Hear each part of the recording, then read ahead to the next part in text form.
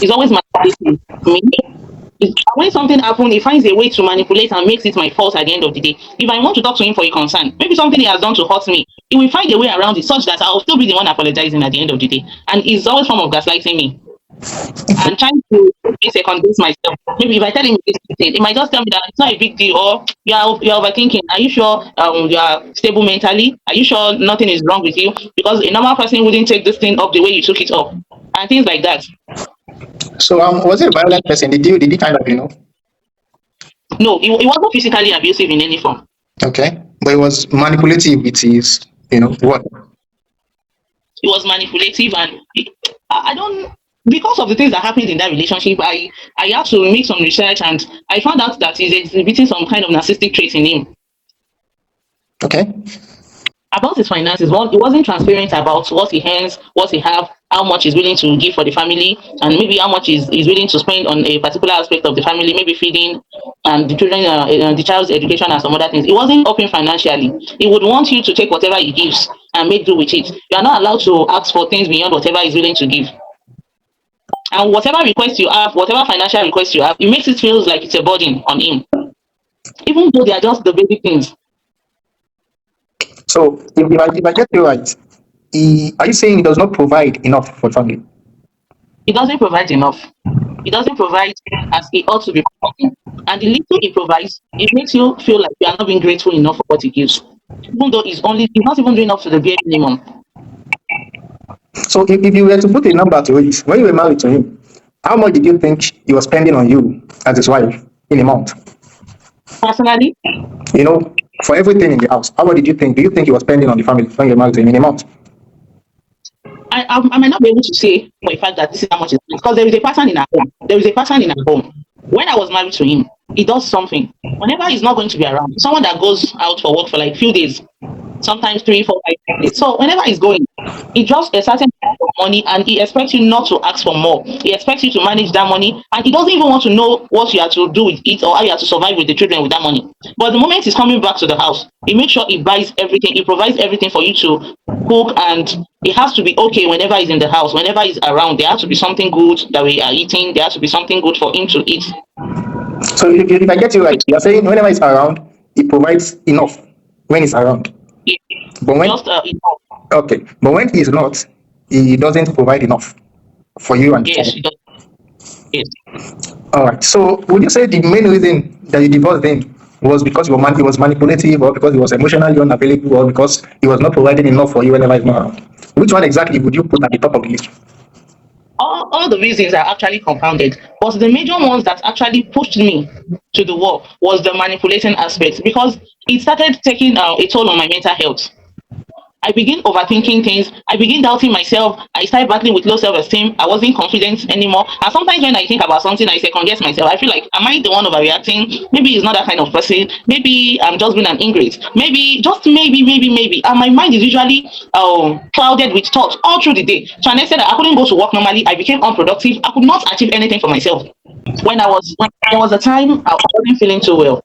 I wasn't feeling too well. So we went to the hospital, and I was to do some tests and all of that. He started the journey with me. We went to the hospital, we did certain tests, and he spent certain amount of money. Okay.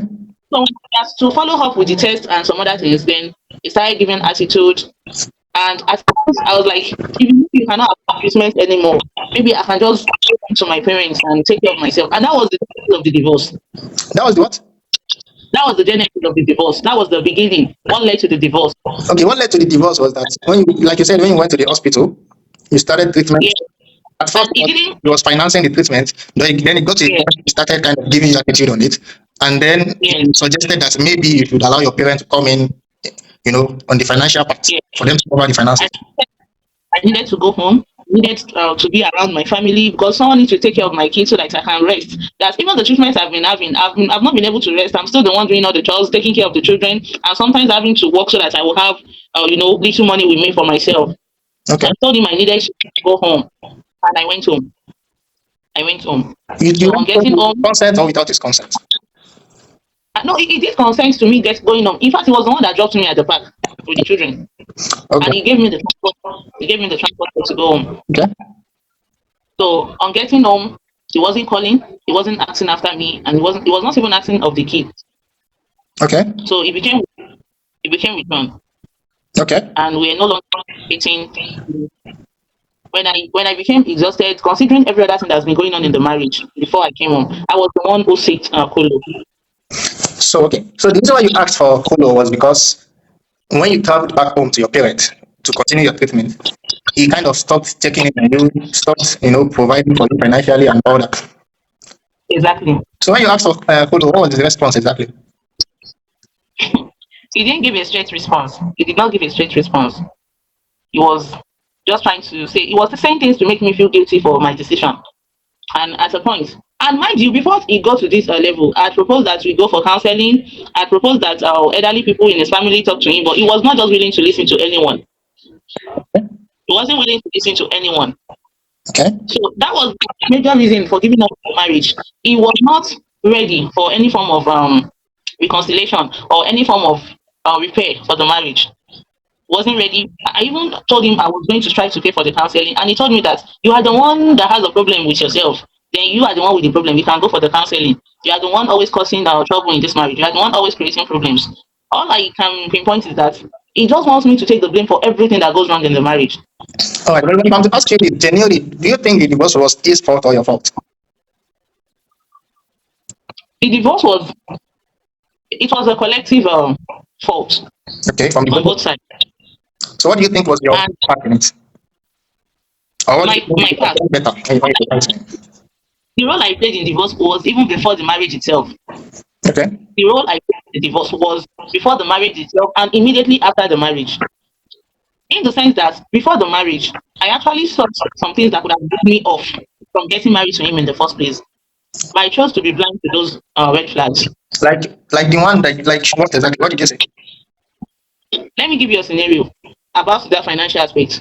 When we met and he introduced me to, I paid a visit to his family. So I'm someone from a big family and they're so generous. So I'm getting there, people welcomed me, they gave me some money gifts. I lost my phone.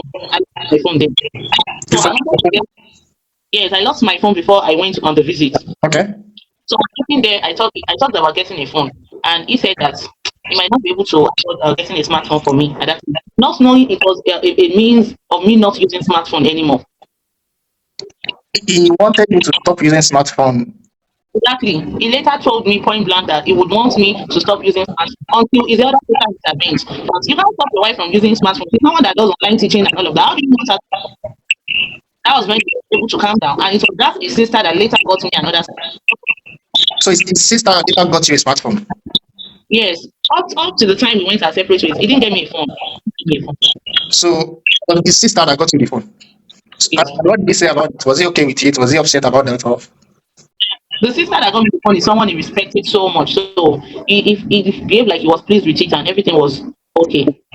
All right. So this was what you kind of saw before you got married to him that you feel like you should have.